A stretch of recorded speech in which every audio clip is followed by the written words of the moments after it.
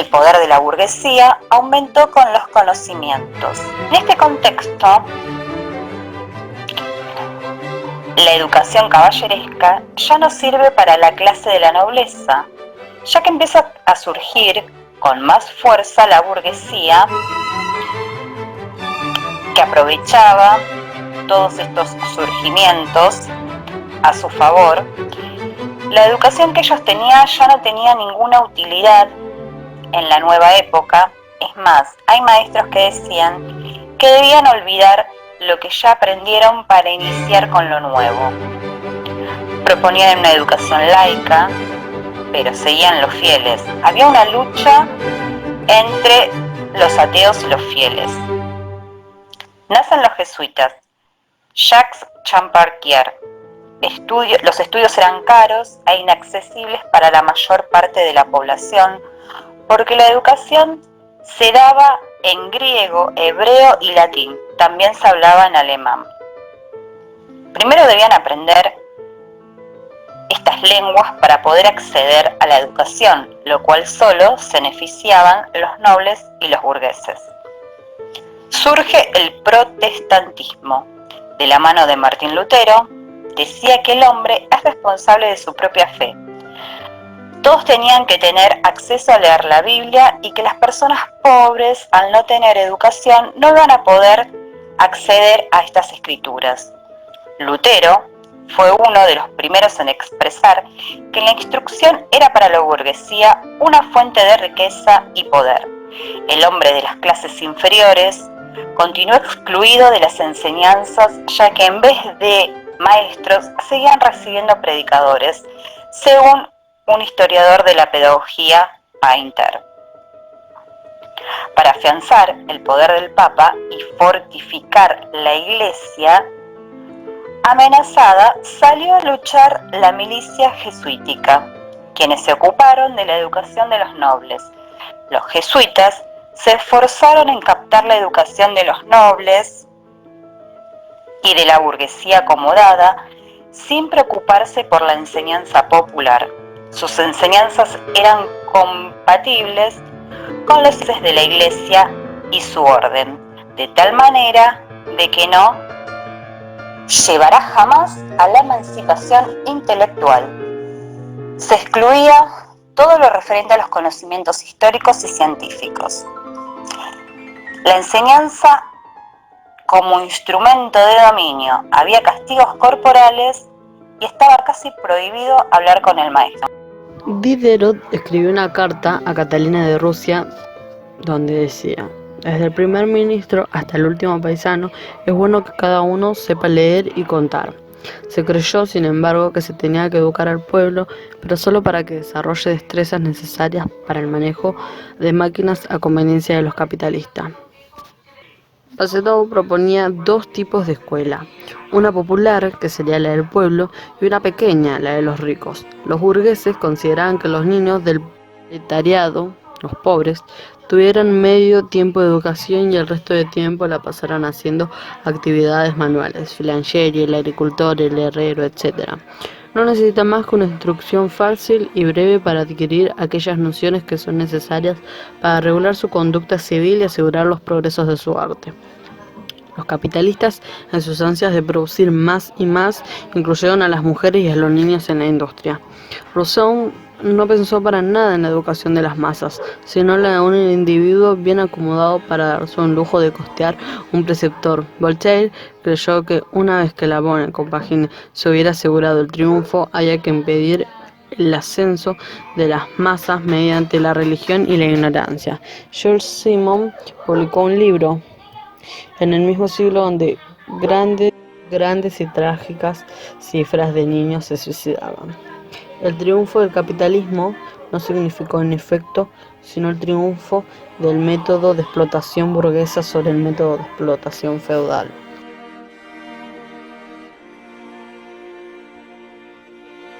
¿Por qué querés ser profesora de filosofía? Para comprender los pensamientos de los principales referentes de la historia de la filosofía. Plantear y analizar problemas desde una perspectiva moral y crítica. Me gustaría ser profesora de filosofía para enseñarle a los alumnos a filosofar, a indagar más allá de lo que nos muestran los sentidos, querer entender el porqué de las cosas, comprender la naturaleza de valores tan elevados como la justicia, la libertad, el amor, la belleza, el bien. Como dice el pedagogo y filósofo Paulo Freire, la educación es un acto de amor, por tanto, un acto de valor. La educación no cambia el mundo, cambia a las personas que van a cambiar el mundo.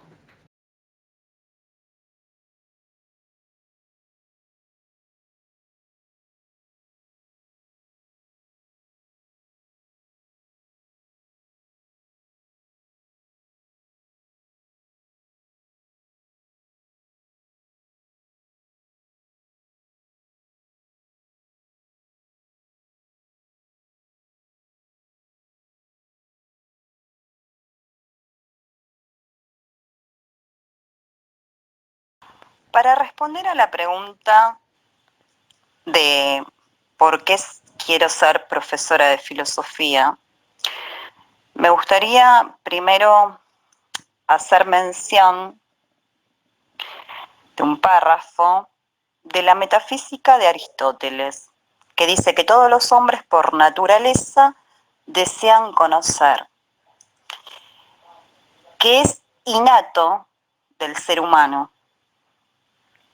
El hombre siempre tuvo curiosidad antes que apareciera la filosofía. Ya se hacían preguntas sobre el origen de todo, los astros, persiguiendo el saber. Por eso para mí el ser docente de la filosofía es dar herramientas a los alumnos a través de la teoría para llevarlo a la práctica, que puedan pensar, deconstruir, tener criterio propio, que puedan cuestionarse, indagar, investigar, preguntarse, debatir. Con respecto al proyecto pedagógico, el docente aporta, ofrece al alumno distintas perspectivas de conocimiento, llevando al alumno a ser democrático y no tener un pensamiento único, ya que toda pedagogía está constituido por un proyecto político. El conocimiento va avanzando cuando podemos plantearnos nuevas preguntas. La tarea del docente de motivar al alumno a preguntar, en otro de los párrafos que más me interesó en el proyecto, es formar docentes emancipados, lejos de los procesos de alienación para poder contribuir a la emancipación de nuestra patria y nuestra matria latinoamericana, ya que el rol del docente es mirar al pasado, comprender el presente y construir el futuro. ¿Por qué quiero ser profesora de filosofía? Quiero ser profesora de filosofía porque implica poder formar ciudadanos, transmitirles diversas formas de pensar, de actuar en la sociedad, en una comunidad, en un país, transmitirle un pensamiento crítico constructivo y de cero sumisión y vulnerabilidad, con lo que arrastran tantos y tantas y lo siguen reproduciendo de manera ingenua e inconsciente.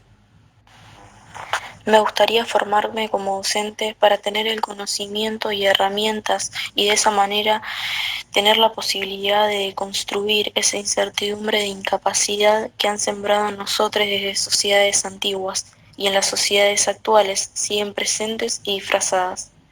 Ser docente es un rol político y ético. Sin educación no es posible una sociedad digna, una sociedad mejor. Es por eso que me encuentro acá en este momento. Me gustaría, desde mi futuro lugar de docente, construir una sociedad colmada de autonomía, de lucha, de libertad y de independencia. ¿Por qué quiero ser profe de filosofía?